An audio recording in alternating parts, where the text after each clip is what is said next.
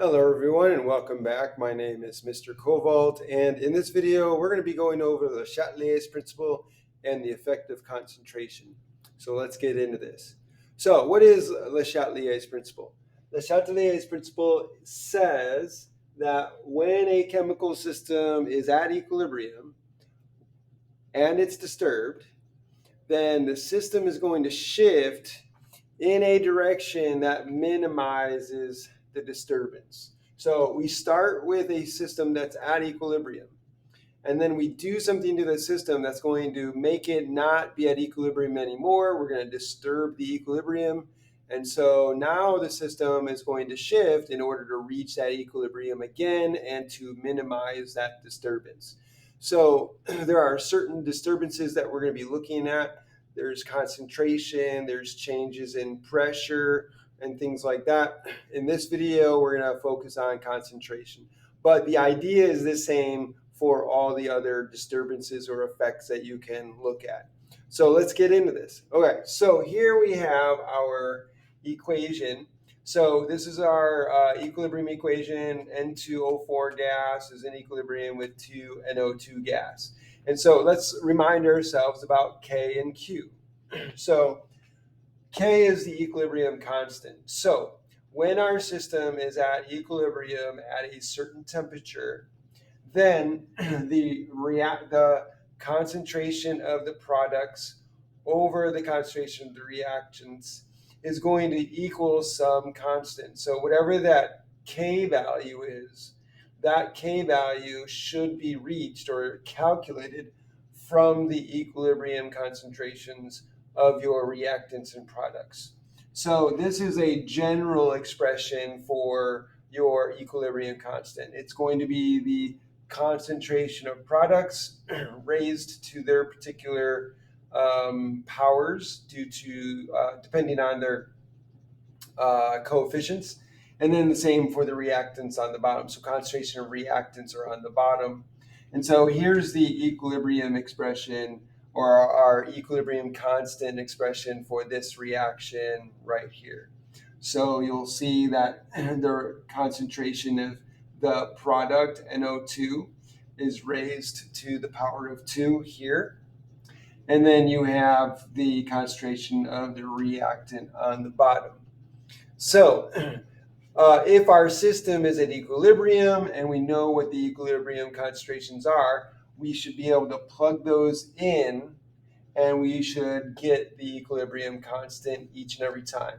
So whatever these concentrations are, as long as the temperature doesn't change, whatever they are, we plug them in and we should always get the same value for K. Now, if our system is not at equilibrium, then we use Q. Q is the reaction quotient. It's what we use to figure out which direction is the reaction going to go. Is it going to go to the right or to the left? And so it's the exact same expression, except now what we're plugging in here are not the equilibrium concentrations, but concentrations that are not at equilibrium. And so we get a Q value. And so depending on what the Q value is, that'll determine whether we're going to shift to make more product or reactant this way, or if we're going to shift towards the right to make more product. Okay. So here, if Q is less than K, then it's going to shift towards the product. Why is that? Let's remind ourselves why that is. So if this is at equilibrium, if I have too much product, if my Q is larger than K, right, that means that I have too much product and not enough reactant. So I'm going to shift in such a way that I'm going to decrease product. I'm going to move my product and create more reactant. So I'm going to increase the reactant. I'm going to decrease product. So I'm going to go this way towards the reactant. So it's going to shift toward the reactant. So it's going to shift towards the left here. So what if what if my Q is less than K? Well, if Q is less than K here, that means that I have too much product or too much reactant. I have more reactant than I need and not enough product.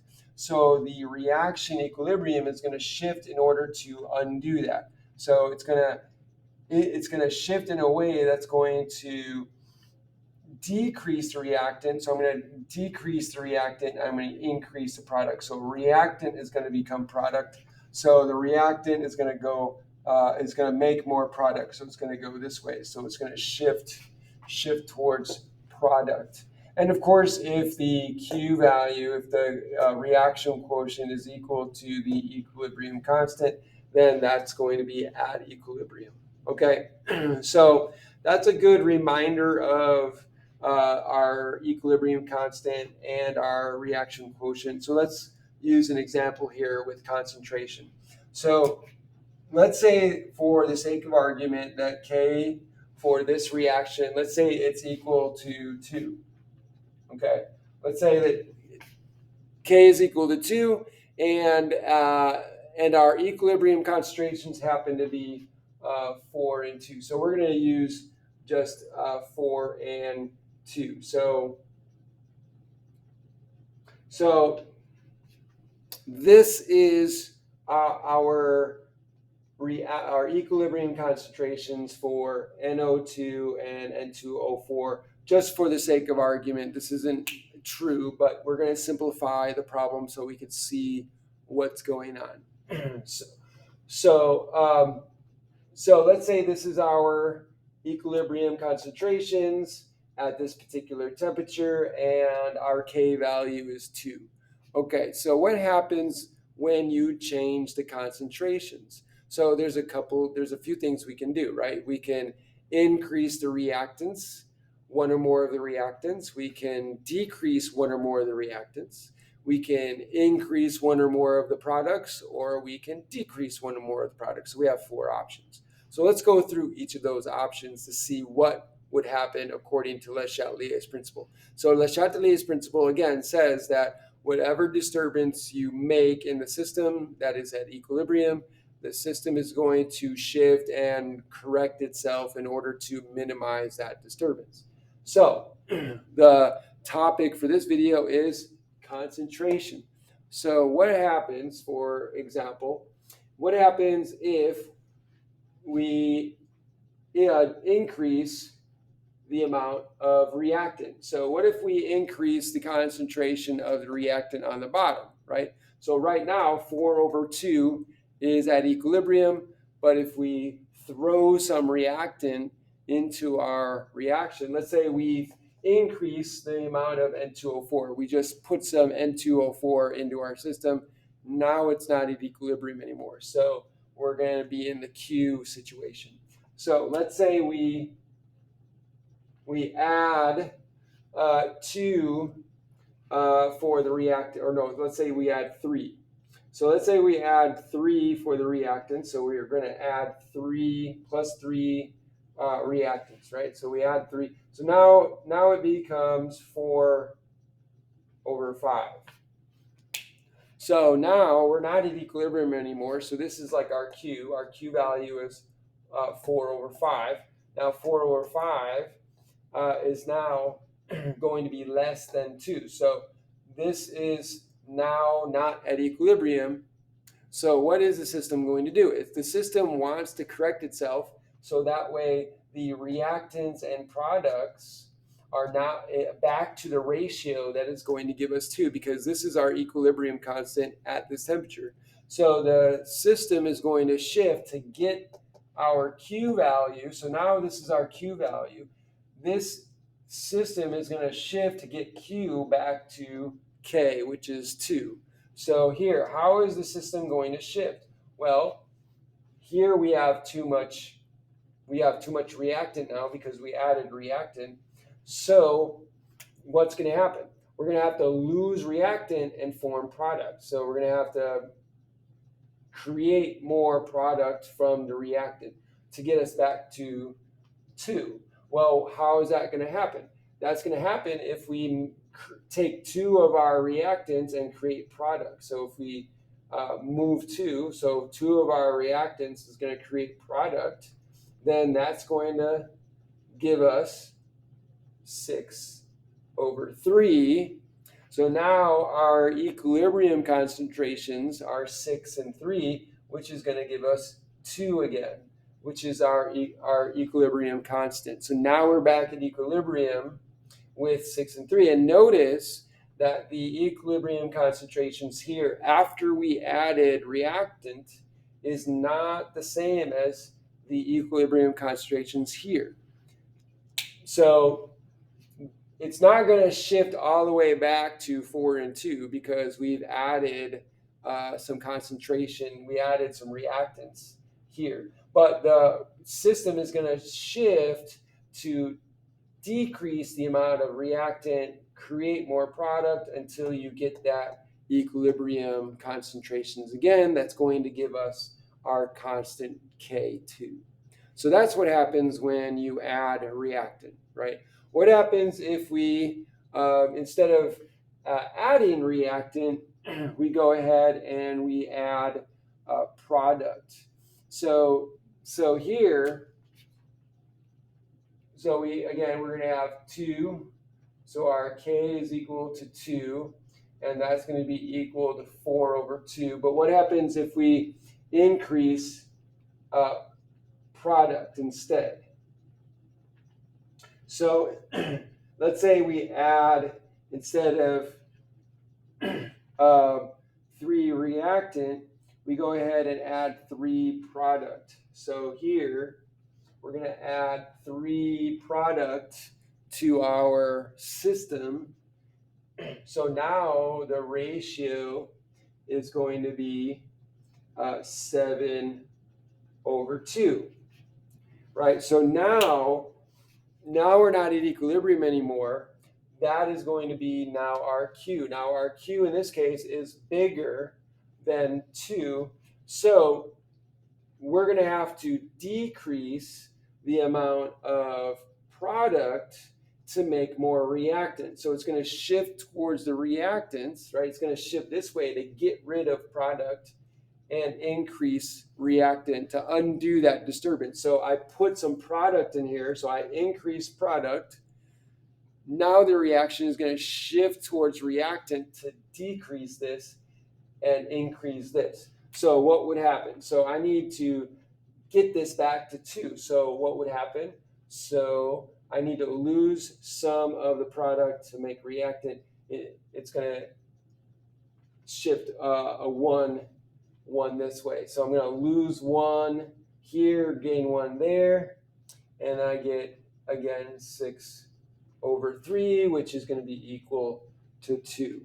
So once again, I've reached my new equilibrium concentrations that when I put them in the equation, it gives me 2, which is the equilibrium constant at that temperature.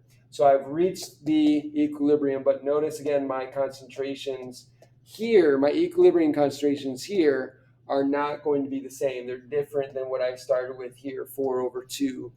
But I get 6/3 here, but both concentrations give me the K value, right? What if, there's another option, a couple more options. What if instead of increasing product, I decrease something? So instead of putting something in, I can remove, and that also will affect the system. So let's say instead I decrease the amount of product. So here again, if K is equal to 2, and I start with 4/2 as my equilibrium concentrations, and instead of increasing the product, I decrease the product. So let's decrease. So I subtract, let's say 2. No, let's say 3. So I subtract 3 product, and now I get 1/2 as my concentrations. So I've taken away some product, and now here are my concentrations I'm no longer at equilibrium, so I'm using Q. My Q value is definitely less than the value of K that was at equilibrium. So now in this case, I don't have enough product and I have too much reactant. So now the reactant here is going to change to make more product. So then that's going to be 1. So I'm going to take 1 here, add it here. So I'm shifting to make 2 over 1. And again, that's 2. So now, in this case, because I removed product, the system is going to change so that I take some of my reactant to make more product. So here I am removing product out. So it's going to shift this way. More reactant is going to react to make more product to fill in what was lost. So again, you'll notice that the equilibrium concentrations 2 over 1 is not the same as the equilibrium concentrations I started with 4 over 2. But I'm getting the same K value. So now at my new equilibrium position, I have 2 over 1 for the equilibrium concentrations. So the shift is going to go until I reach that K constant value. And whatever equilibrium concentrations there that gives me that value is going to be the new equilibrium concentrations after the disturbance. And then one more option is, what if I, instead of removing product, I remove reactant?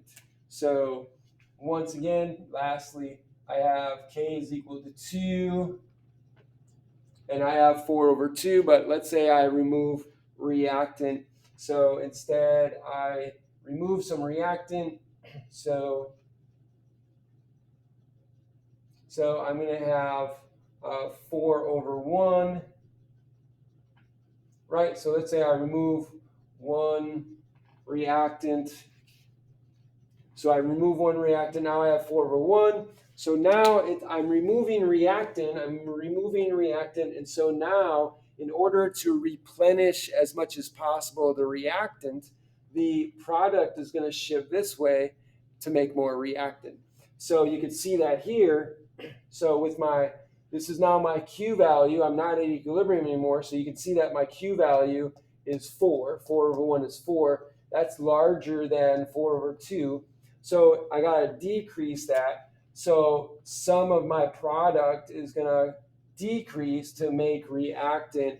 And so what I get is 3 over 2. So I'm going